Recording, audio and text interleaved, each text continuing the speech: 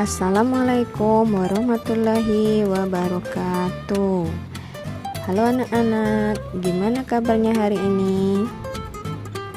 Hari ini kita akan belajar dengan tema harmoni ekosistem tentang rantai makanan.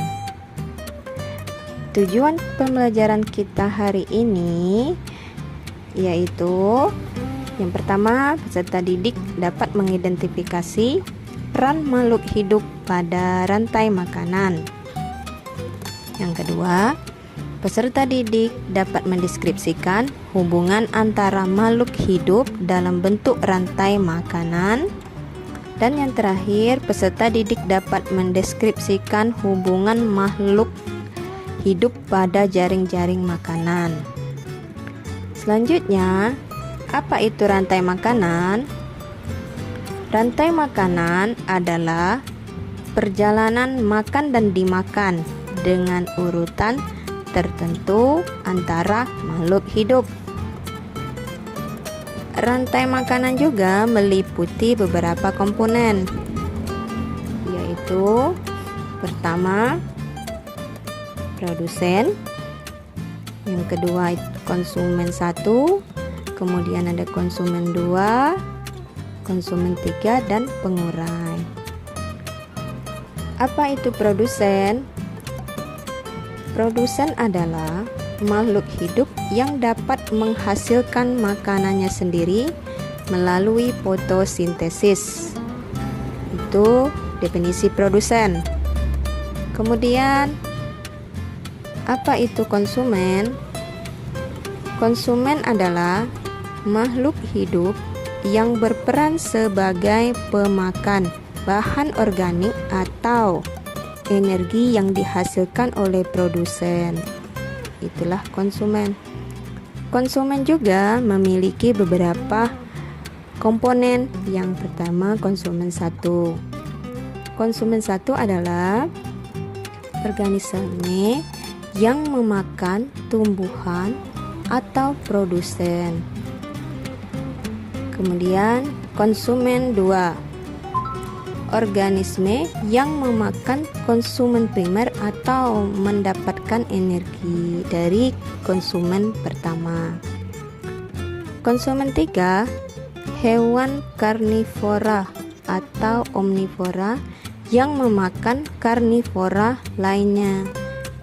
Jadi di sini bisa hewan memakan hewan yang lainnya atau pemakan daging. Kemudian pengurai atau decomposer.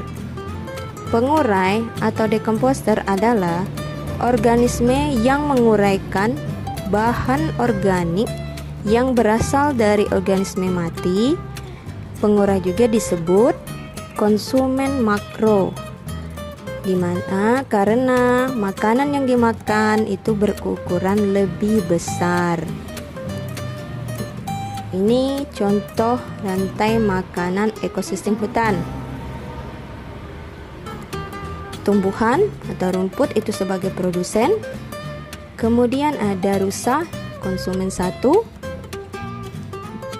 Selanjutnya ada serigala sebagai konsumen 2.